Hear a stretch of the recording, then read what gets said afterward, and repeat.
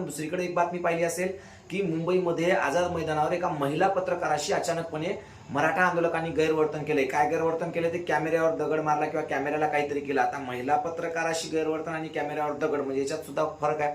त्यानंतर तिसरी एक महत्वाची बातमी लागते TV9 वर की अचानकपणे मुंबईमध्ये मराठा समाजामुळे त्रास होतोय मुंबईला किंवा मुंबईमध्ये मराठा समाजाच्या आंदोलकांमुळे गर्दी झाली आणि मग काहीतरी वेगळंच त्याच्यातून मुंबईकरांना त्रास.